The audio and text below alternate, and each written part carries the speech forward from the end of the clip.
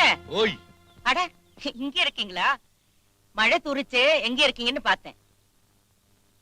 ஆமா, என்ன யோசிக்கிறீங்க? நான் ஒரு நல்ல முடிவுக்கு வந்திருக்கேன். என்னது? இன்னையில இருந்து குடிக்க போறதில்லை. ஐயோ, வேண்டாம் சாமி, வேண்டாம். குடிக்காம இருந்தா நீங்க ரொம்ப சீரியஸ் ஆயிடுவீங்க. அன்னைக்கு டாக்டர் சொன்னாரேன்னு 2 நாள் குடிக்காம இருந்தீங்க. யாரால உங்ககிட்ட நெருங்க முடிஞ்சது? எதுக்குமே ஒரு எல்லை இருக்கு.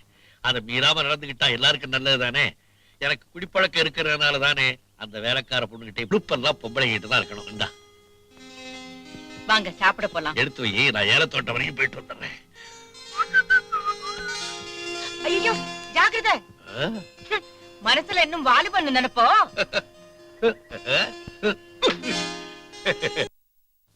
ஃபேக்ட் விஷயத்துல நான் தலையிட்டேன்னு அதை ஏன் நினைச்சிட்டு இருக்கீங்களா?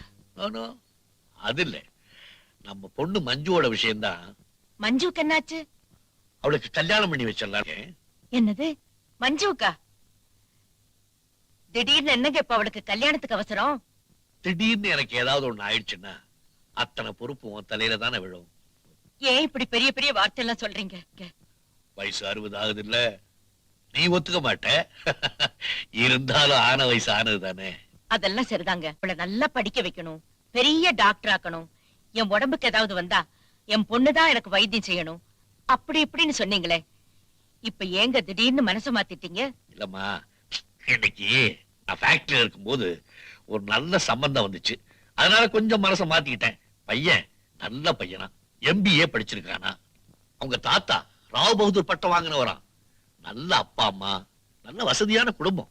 நம்ம குடும்பத்து கூட சம்பந்தம் வச்சுக்கிறதுக்கு பிரியப்படுறாங்க. இப்போ அவங்க காத்திருக்கிறது என்னுடைய வார்த்தைக்காக, நான் காத்திருக்கிறது உன்னுடைய வார்த்தைக்காக. என்ன சொல்றேன்? நீங்க ஒரு முடிவெடுத்ததுக்கு அப்புறம் நான் எப்பவாவது ஏதாவது மறுத்து பேசியிருக்கேனா?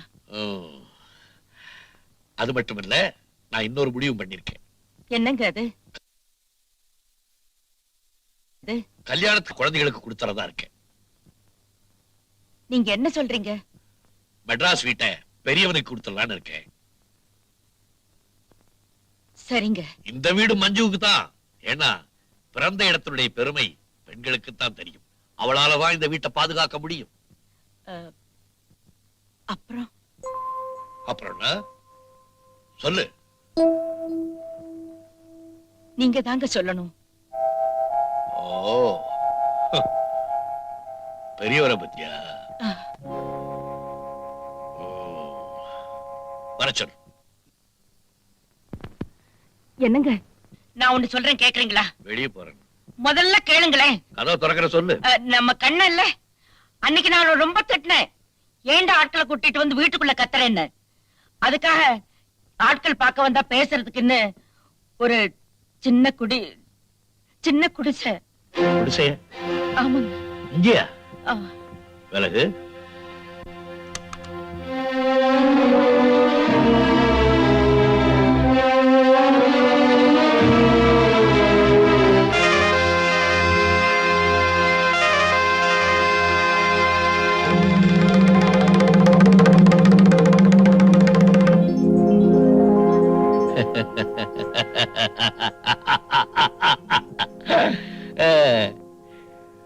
பரவாயில்ல, இப்பதான் உன் மகன் கொஞ்சம் உப்பு போட்டு சாப்பிடுறான்.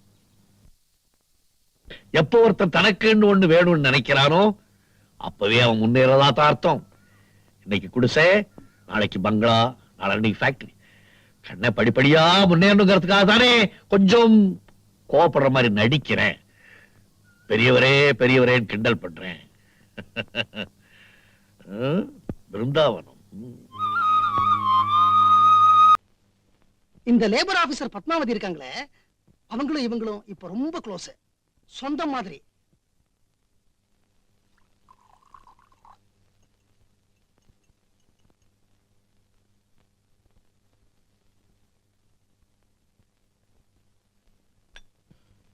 தனா, நான் ஒரு கதை சொல்லட்டுமா?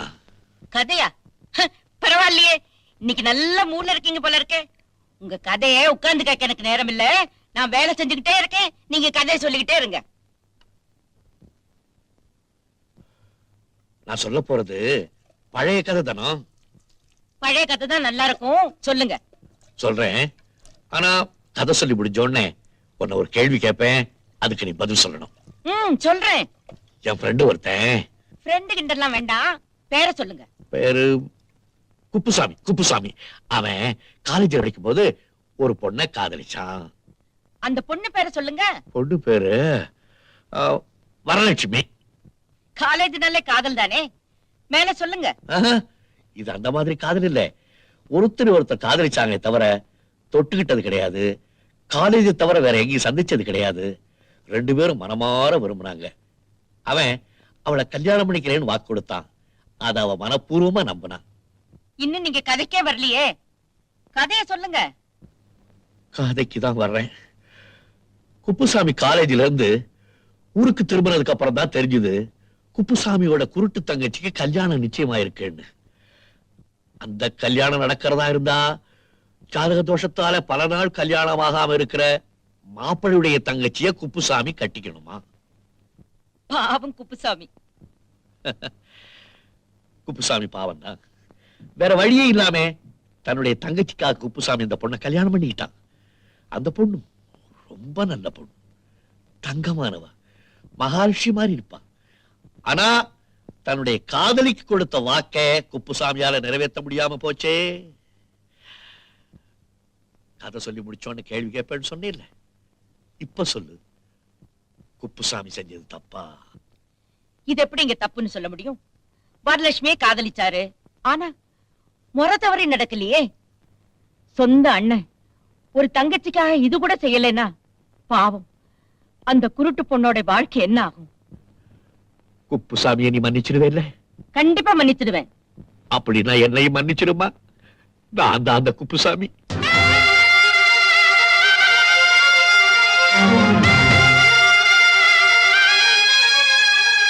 என் தங்கை குருடி இல்லை, ஊமை, உங்க அண்ணி.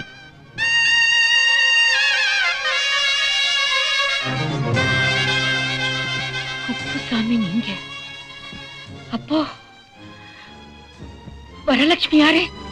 Labour officer Padmavathi.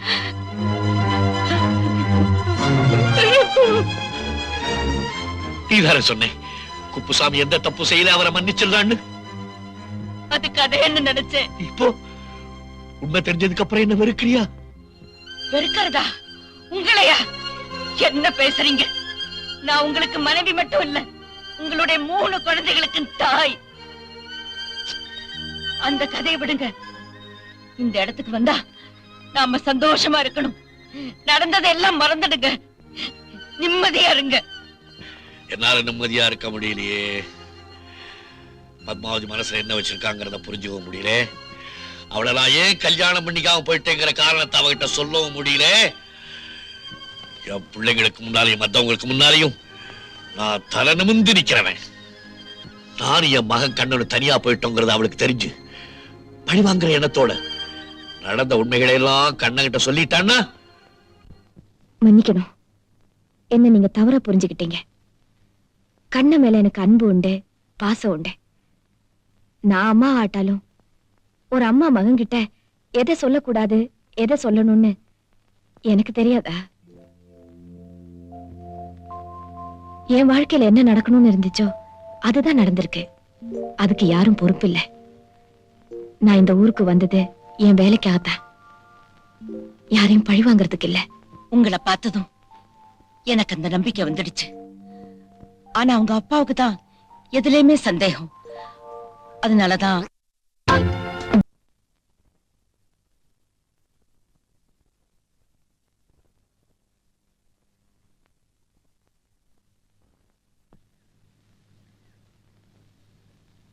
எல்லாம் கேள்விப்பட்டேன். நான் ஊர்ல இல்ல, அதான் வர முடியல. நான் ஒரே ஒரு தடவை தான் அவங்கள சந்திச்சேன். அப்பவே எனக்கு அவங்க மேல மதிப்பும் மரியாதை உண்டாயிடுச்சு. இவ்வளவு சீக்கிரத்துல அவங்கள இழந்துட்டதை நினைச்சா எனக்கும் வருத்தமா தான் இருக்கு. கடவுளா பார்த்து கொடுத்த வரப்பிரசாதம் தான் அவங்க. அந்த வகையில நீங்க ரொம்ப கொடுத்து வச்சவங்க. நீங்க எதையும் தாங்கிக்க கூடியவர் தான், எனக்கு தெரியும். இந்த இழப்பையும் தாங்கிக்க கூடிய சக்தி ஆண்டவன் உங்களுக்கு கொடுக்கணும். எனக்கு டிரான்ஸ்பர் ஆர்டர் வந்திருக்கு, நான் போக போறேன். அப்படி நான் போயிட்டா மறுபடியும் நான் உங்களை சந்திப்பேங்கிற நம்பிக்கை எனக்கு இல்ல.